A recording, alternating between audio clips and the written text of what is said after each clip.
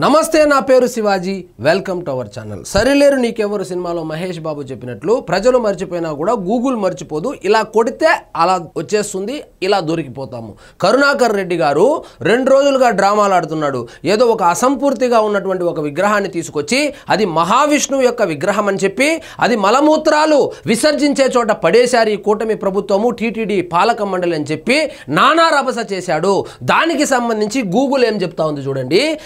2022లో తీసినటువంటి ఫోటో ఇది 2022లో గూగుల్ ఏం చెప్తాందంటే ఇక్కడ చూడండి 2022లో కూడా ఆ విగ్రహము అక్కడే ఉంది 2025లో కూడా ఆ విగ్రహం అక్కడే ఉంది చూడండి ఇక్కడ పడేసి వెళ్ళిపోయారు ఆ విగ్రహాన్ని చెక్కినటువంటి ఆ వ్యక్తి యొక్క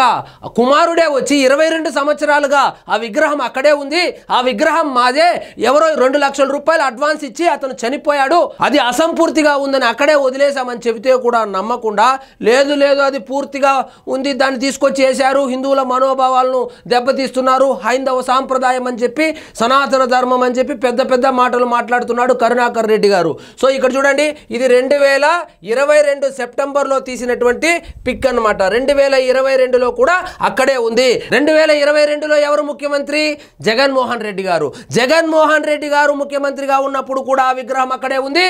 జగన్మోహన్ రెడ్డి గారే కాదు వాళ్ళ తండ్రి గారైనటువంటి రాజశేఖర్ రెడ్డి గారు ముఖ్యమంత్రిగా ఉన్నప్పుడు కూడా ఆ విగ్రహం అక్కడే ఉంది కరుణాకర్ రెడ్డి గారు 2 సార్లు టీటీడీ చైర్మన్ గా చేసినప్పుడు కూడా ఆ విగ్రహం అక్కడే ఉంది ఎందుకు ఆ విగ్రహం అక్కడ ఉందంటే ఆ విగ్రహము అసంపూర్తిగా ఉందని చెప్పి వదిలిపెట్టి వెళ్ళిపోయారు దీన్ని ఏదో పెద్ద భూతద్దంలో చూపిస్తూ తిరుమల తిరుపతి దేవస్థానం యొక్క ఆ ప్రతిష్టను దెబ్బతీస్తా ఉన్నారు ఈ కూటమి ప్రభుత్వము హిందూ వ్యతిరేక కూటమి ఇది అని చెప్పి బీజేపీ కూటమిలో ఉంటే హిందూ వ్యతిరేక కూటమి అంటారు వీళ్ళు సరే అది పక్కన పెడితే ఆయన మీద కేసు కూడా బుక్ చేశారు ఈయన ఇది ఒక్కటే కాదు పదే పదే పదే తిరుమల తిరుపతి దేవస్థానం యొక్క ఆ ప్రతిష్టను దిగజార్చే విధంగా ఈయన ప్రవర్తిస్తున్నాడు మొన్నటికి మొన్న టీవీ5 విలేకరి చేతిలో తిరుమల తిరుపతి దేవస్థానానికి చెందినటువంటి ముఖద్వారం యొక్క తాళాలు ఉన్నాయని చెప్పి విష ప్రచారం చేశాడు అంతకు ముందు వేలాది గోవులు చనిపోతా ఉన్నాయని చెప్పి ఎక్కడో బీహార్లో చనిపోయినటువంటి ఆ ఫోటోలు ఏవైతే ఉన్నాయో అవి తీసుకొని వచ్చి టీటీడీ నిర్వహిస్తున్నటువంటి గోశాలలో వేల కొద్ది గోవులు చనిపోయాయి అసలు గోశాల యొక్క నిర్వహణే సరిగ్గా లేదని చెప్పి ఆయన ఏడుపులు పెడబొబ్బులు పెట్టుకున్నాడు సో కరుణాకర్ రెడ్డి గారు మీరు హిందుత్వం గురించి మాట్లాడుతూ ఉంటే మీరు హైందవ ధర్మం గురించి మాట్లాడుతూ ఉంటే మీరు సనాతన ధర్మం గురించి మాట్లాడుతూ ఉంటే దెయ్యాలు వేదాలు వల్లినట్లుంది మీరు మీ పిల్లలకు ఏ సాంప్రదాయం ప్రకారం పెళ్లి చేపించారు మీరు నిజంగా హైందవ ధర్మాన్ని పాటించినట్లయితే హైందవ ధర్మం ప్రకారం ఎందుకు పెళ్లి జరిపించలేదని చెప్పి నేను అడగడం లేదు సోషల్ మీడియాలో అయితే నిన్నటి నుంచి వాళ్ళ కుమారుడికి సంబంధించినటువంటి ఆ వివాహ ఫోటోలు ఏవైతే ఉన్నాయో అవి సర్క్యులేట్ అవుతా ఉంది ఇంకొక మాట అంటాడు శ్రీవారే ఈయన పని మెచ్చి 2 సార్లు చైర్మన్ గా పదవి ఇచ్చాడని చెప్పి శ్రీవారు కాదు మీకు పదవులు ఇచ్చింది జగన్మోహన్ రెడ్డి గారు ఒకసారి ఇచ్చారు వాళ్ళ తండ్రి గారు ఒకసారి ఇచ్చారు వాళ్ళ కార్యక్రమాలు తిరుమలలో సక్రమంగా జరగాలంటే వాళ్ళ ఒక మనిషి అక్కడ చైర్మన్ గా ఉండాలని చెప్పి మిమ్మల్ని అక్కడ చైర్మన్ గా నియమించారే కానీ మీరు చాలా ఎక్కువ ఊహించుకుంటా ఉన్నారు మిమ్మల్ని ఏదో దేవుడే తీసుకొచ్చి అక్కడ చైర్మన్ గా చేసుకున్నట్లు మీకు నిజంగా అంత దైవానుగ్రహమే ఉంటే మొన్నటికి మొన్న జరిగినటువంటి ఎన్నికల్లో మీ కుమారుడిని తిరుపతి శాసనసభలో నిలబెడితే మీ కుమారుడికి వచ్చినటువంటి ఓట్లు 62 జనసేన పార్టీ ఎమ్మెల్యేకి వచ్చినటువంటి మెజారిటీ 62,000 చిత్తుగా ఓడించి మిమ్మల్ని ఇంటికి పరిమితం చేస్తే మిమ్మల్ని రాజకీయంగా దూరంగా ఉంచాలి ఈ కుటుంబము జగన్మోహన్ రెడ్డి గారు అధికారంలో ఉన్నప్పుడు కావచ్చు రాజశేఖర్ రెడ్డి గారు అధికారంలో ఉన్నప్పుడు కావచ్చు తిరుపతిలో ఎలాంటి అక్రమాలకు పాల్పడ్డారో తిరుపతి ప్రజలకు తెలుసు కాబట్టే అంత ఘోరమైనటువంటి తీర్పునిచ్చారు సో ఎలాగైనా మరొకసారి తిరుపతి ప్రజల యొక్క మనసులను గెలుచుకోవాలని అదేవిధంగా వైఎస్ఆర్సీపీ పార్టీకి దూరం అయిపోయినటువంటి హిందూ ఓటు బ్యాంక్ ఏదైతే ఉందో దాన్ని ఎలాగైనా దగ్గరకు చేర్చాలనేటువంటి ఈ దురుద్దేశంతో కరుణాకర్ రెడ్డి గారు ప్రతి వారము ప్రెస్ మీట్ పెడతాడు ప్రతి వారము తిరుమల తిరుపతి దేవస్థానానికి సంబంధించి ప్రతిష్టను దిగజార్చే విధంగా ఈయన ప్రవర్తిస్తున్నాడు నిన్న ఆయనకైతే నోటీసులు అయితే ఇచ్చాడు సో ఈ విగ్రహానికి సంబంధించి ఆయన పూజలు చేసి ఒక స్వామి గారిని తీసుకొని వచ్చి అయ్యయ్యో అపచారం జరిగిపోయింది, హిందూ దేవుళ్లకు అపచారం జరిగిపోతుంది, మహావిష్ణువుకు అపచారం జరిగిపోతుందని కొబ్బరికాయ కొట్టి ఫోటోలు తీసుకుని ఇంటికి వెళ్ళి కొడుకు దగ్గర ట్విట్టర్లో ఏమని పోస్ట్ పెట్టేశాడు,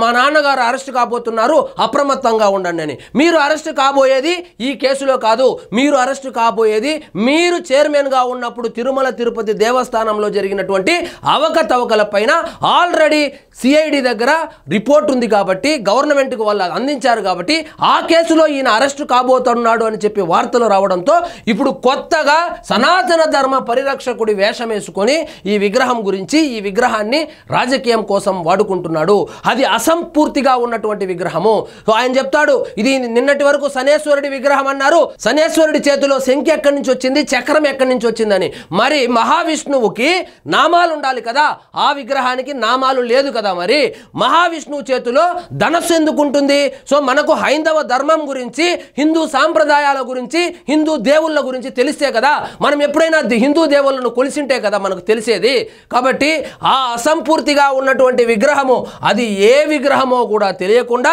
దాన్ని మహావిష్ణు విగ్రహం అని చెప్పి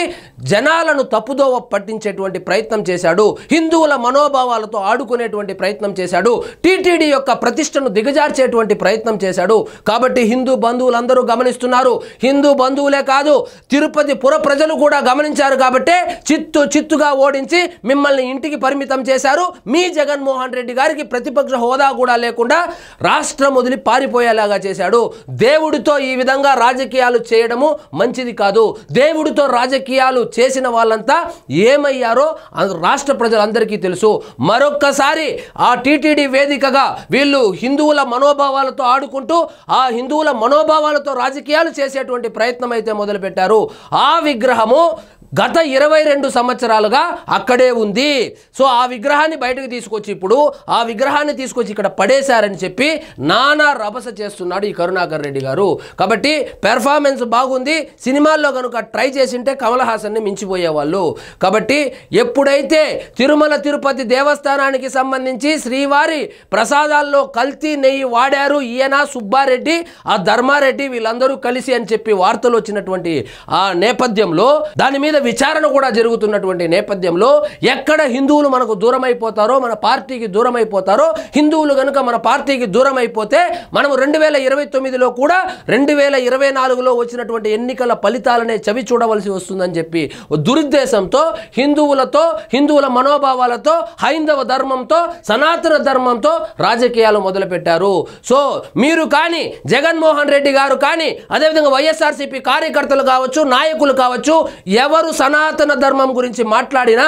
హిందుత్వం గురించి మాట్లాడినా, హైందవ ధర్మాల గురించి మాట్లాడినా, హిందూ దేవుళ్ళ గురించి మాట్లాడినా ఎవ్వరు నమ్మరు. ఎందుకంటే మీకు అధికారం ఇచ్చి 5 సంవత్సరాలు పరిపాలించమంటే మీరు హిందువులను ఎంత నీచాతి నీచంగా మీరు ట్రీట్ చేశారో, అదేవిధంగా హిందూ దేవుళ్లకు అవమానాలు జరిగితే మీరు ఎటువంటి చర్యలు తీసుకోకుండా దాంట్లోనే కామెడీ చేశారో అందరూ గమనించారు. కాబట్టి ఈ రిజల్ట్ వచ్చింది కరుణాకర్ రెడ్డి గారు. కాబట్టి ఈ పెర్ఫార్మెన్స్ ఆపేసి మీరు జైలుకు వెళ్ళడానికి రెడీగా ఉండండి. ఎందుకంటే మీ మీద ఆల్రెడీ ఆ ఇంజనీరింగ్ వర్క్స్ కేసులో అవకతవకలు జరిగాయని చెప్పి ఆల్రెడీ ఆధారాలు కూడా ప్రభుత్వం చేతికి వచ్చిందంట. మిమ్మల్ని లోపల వేయడం ఖాయము. కాబట్టి రోజులు లెక్క పెట్టుకోండి. అంతేకాని దయచేసి ఇలాంటి నీచమైన రాజకీయాలకు తెరలేపద్దండి. పవిత్రమైనటువంటి తిరుపతి పేరు ప్రతిష్టలు దిగజార్చకండి. సో ఇదండి ఈరోజు మన టాపిక్. మీకు ఈ వీడియో నచ్చినట్లయితే లైక్ చేయండి, షేర్ చేయండి, ఛానల్ మాత్రం సబ్స్క్రైబ్ చేసుకోవడం మర్చిపోవద్దు.